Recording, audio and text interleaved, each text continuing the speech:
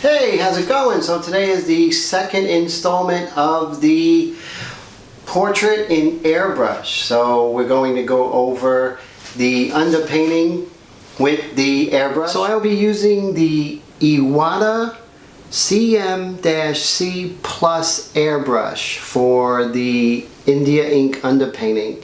This is basically my favorite airbrush in the world.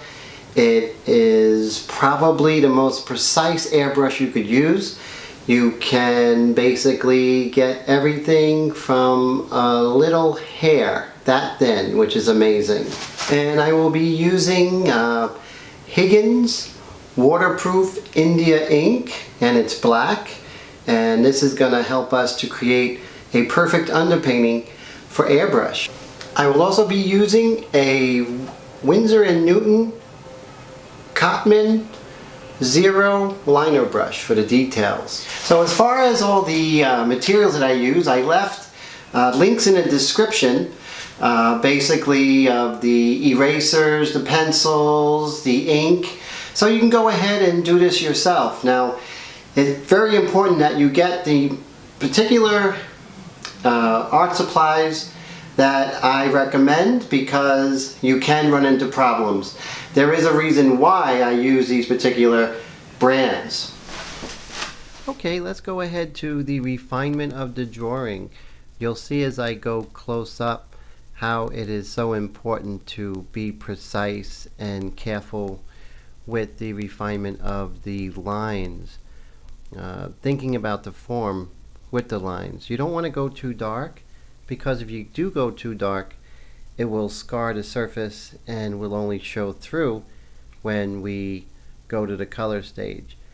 So you want to be as careful as possible. You want to make sure that the line is beautiful, that it describes the form, but not going too dark. The more time you spend in this stage, it will only help you in the final painting.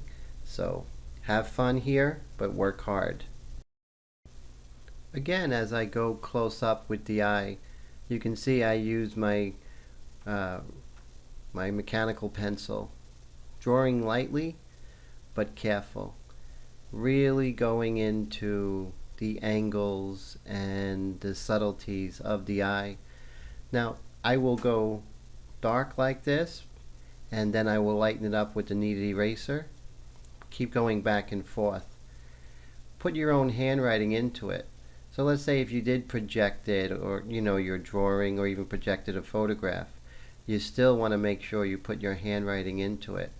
So you definitely want to use the initial drawing as a base, but then draw everything the way you see it.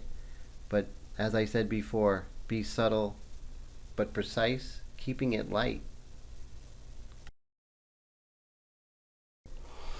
As you can see, I'm using what is called a maul stick to steady my hand. Something very precise as drawing on the easel. I need a maul stick, because without it the hand will move too much. It sort of just gives you a good fulcrum, I guess. I use this throughout the painting process. I was trained using the maul stick. But if you get a chance, I'll put a link in the description for where to purchase one of these maul sticks. Once you start using it, you will definitely always want to use it, especially if you're doing tight detail. Let's say with that zero paint, that Cotman Zero liner brush, without the maul stick, at least for me. Perhaps I drink too much coffee, but I definitely need that.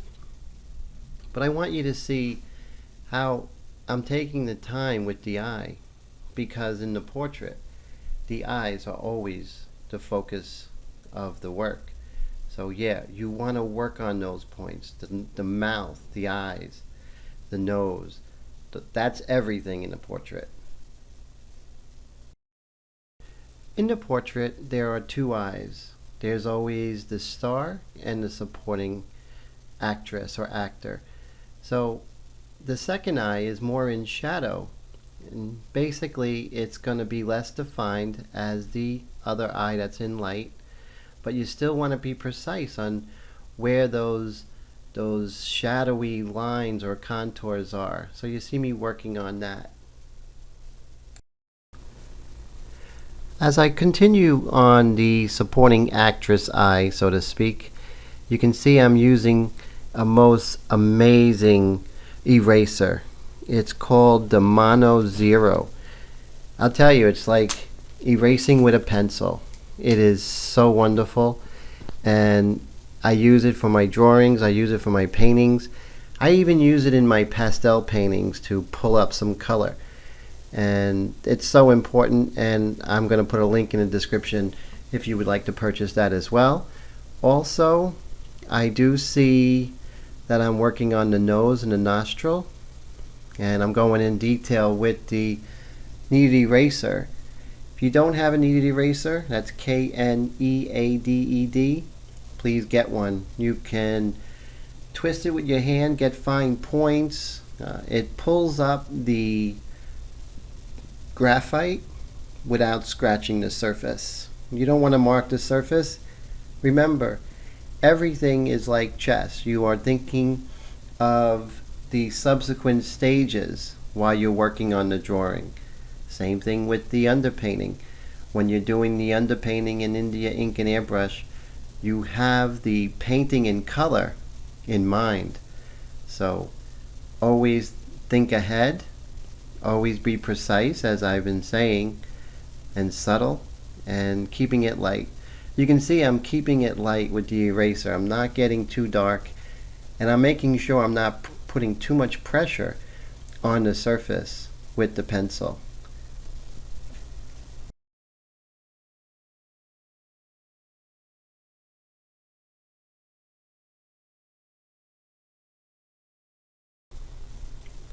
Now let's move into more of the contours. Here you see the jawbone.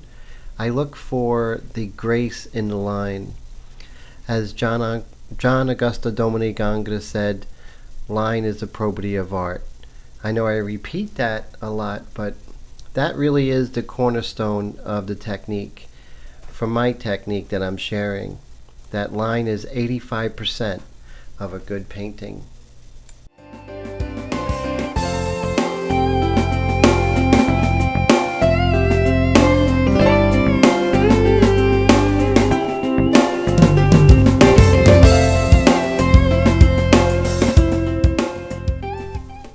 Yet another very important supporting actress in the cast of the portrait painting are the lips, the mouth. Remember that the mouth does not have hard delineated lines.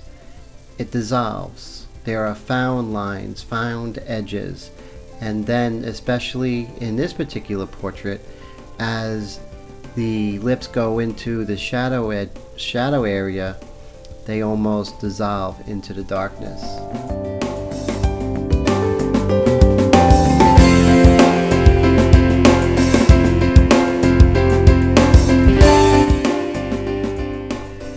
I want you to have fun finding the beauty, accentuating the beauty. That's what your painting is about. Enjoy that. Enjoy the process. The journey is even more important than the destination, I feel, especially when doing the portrait.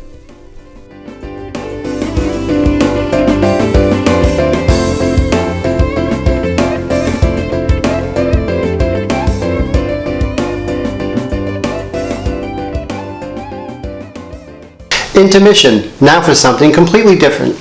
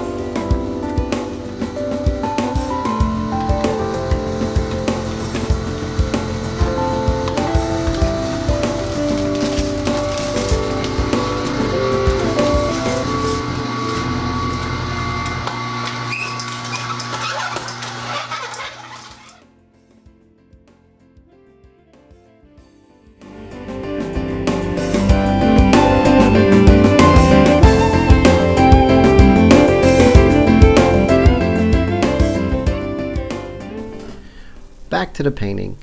So now I'm using the freehand shields, and these are wonderful for getting that beautiful edge work that I feel you can only get with the airbrush. And if you want a soft edge, you want to keep the freehand shield a little loose on the surface. If you want a hard edge, you put it real close to the surface, like touching the surface. That really helps you get a harder edge or a softer edge. Here, just like in the drawing, I'm starting to go in with the India ink and airbrush and really work on the star of the painting, which is the eye in the light. And you see I'm using the freehand shields very often now. Basically, you just continue the process, but now you're working in value. Also, I want you to remember, I did mention this, I believe, in the earlier video, or maybe even earlier in this video, that you want to keep the values at least 1 to 2 values lighter. You see a finished pastel painting of the same subject that's right next to the underpainting I'm working on, and you can see that the underpainting, as I'm going in with the underpainting of the India ink, that I am lighter in value. Again, I'll reiterate that it's important to have the lighter values in the underpainting, because when you go over it with color, a subsequent layer will make the painting darker. So if you start the underpainting lighter, when you go over it with the color, with the airbrush, you'll hit the value right on the nose. No pun intended.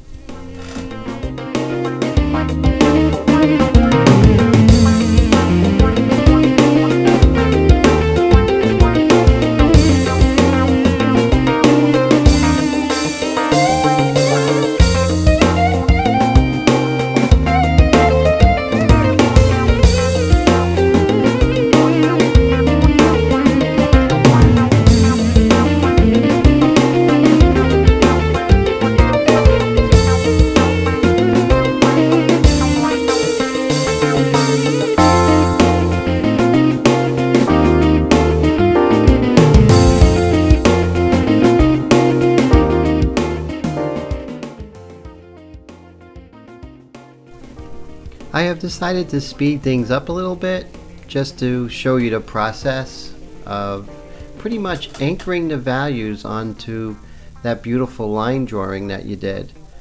Remember, the line drawing is in anticipation of the values. The line should also describe the form, so they're interlocking with the contour and the values going together, describing how the light is hitting the subject and turning into darkness, turning back into light, and then turning into darkness again.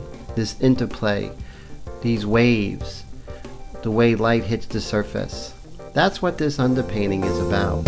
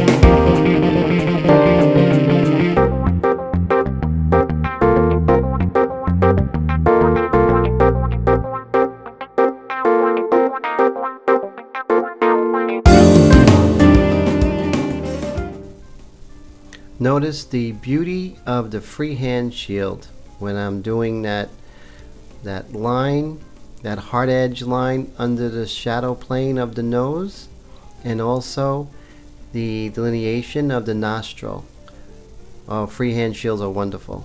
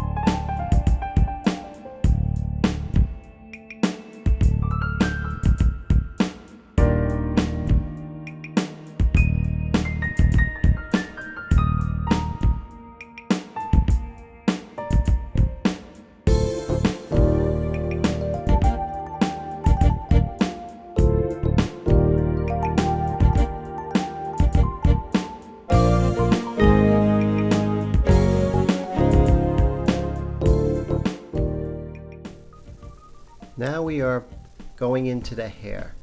I want you to remember that the hair on the head is not a series of strands, but it is form. It is reacting as everything else, as the shoulder, the nose, the eyes. It is reacting to light.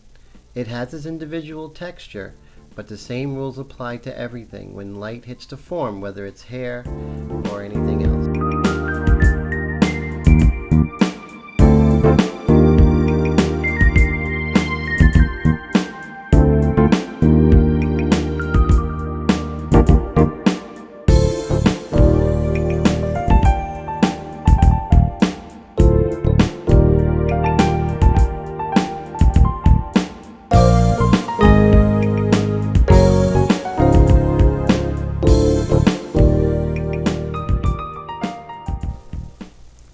When working with the airbrush, it's always important to maintain your distance.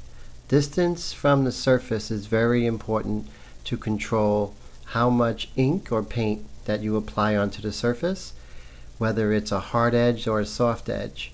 Remember in airbrush, when you are painting closer to the surface, the line is smaller. As you pull away, the spray is wider and giving a softer edge. Just something for you to keep in mind.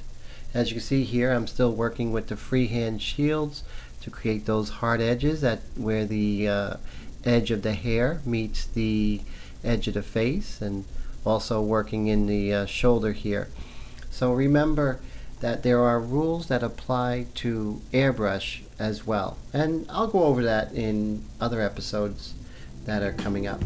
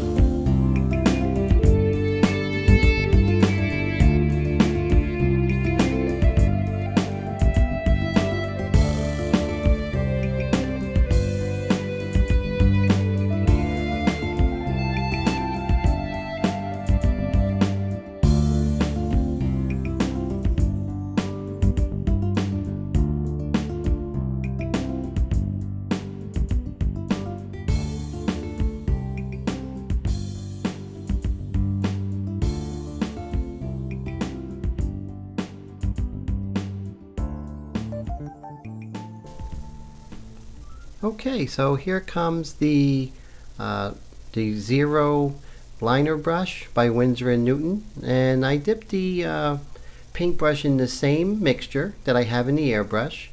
What I also do is I like to test it out on a piece of paper first, so there's not too much ink on the actual brush itself. You see here, I'm just not going too crazy with this liner brush, just the little accents, maybe where the lip and the upper lip and the lower lip are separated a bit, just to create that dimension. See, I use my finger to soften it. Don't do too much of that, because there are some oils that are actually on your fingers that could actually deposit that oil onto the surface and come back to haunt you. So definitely don't do that. Once in a while I'll do that, but that's not a good practice. So here I am using the liner brush and going back in, and you can see that I actually tested it on a piece of paper. So this is it, guys, and I hope you guys have a wonderful rest of the week. Take care. I have a weekly webcast live stream every Wednesday at 9 o'clock Eastern Time, and that is on Facebook.